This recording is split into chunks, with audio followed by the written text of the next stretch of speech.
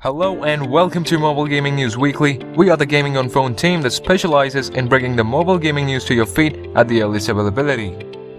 The start of this week, Square Enix's Just Cause Mobile, a spin-off of the Just Cause series designed for mobile devices, is now live in Singapore. Just Cause Mobile is based on the popular Just Cause series from the PC and console platforms.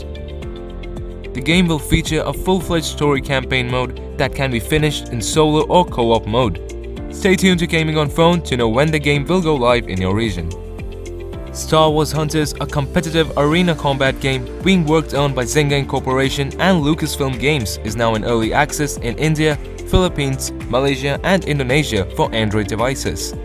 The game is going to be a free-to-play title set to launch towards the end of this year or next year on Android, iOS and Switch.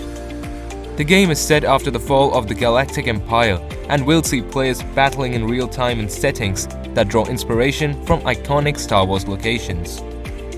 Rocket League Sideswipe, the highly anticipated mobile version of the popular PC and console game, is now out in select regions after the first announcement in March. Players residing in Oceania and South America can directly head to the game's Play Store or App Store page for their Android and iOS devices. Psyonix, the developers and publishers of the games, have made the announcement themselves that more regions will be coming soon this month as the game prepares for worldwide launch. Vive Le Football, a brand new football game for mobile devices from popular developers NetEase, is set to release by the end of the year as announced by the development team.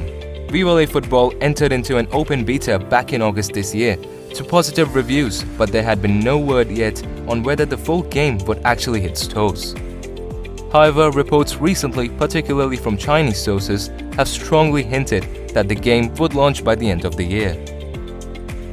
Fantasy Life Online is the follow-up by Level 5 to the amazing Nintendo 3DS game Fantasy Life.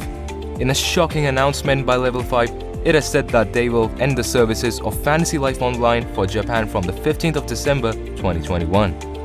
However, Fantasy Life Online was recently announced to get a Western release through Boltrain Games on iOS and Android. It is still unknown whether the Western release has something to do with the game's shutdown in Japan.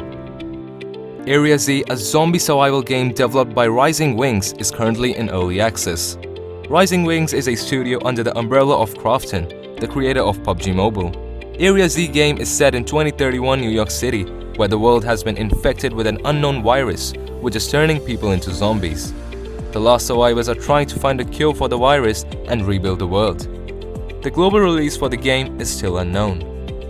Gameloft, the leader in the creation and publishing of games, has announced its target shooting game Sniper Champions, which is now available for iOS and Android devices worldwide on their respective stores. Sniper Champions is a competitive target shooting sports game based on precision marksmanship, where players compete against the game AI and in asynchronous and real-time multiplayer to rise the ranks.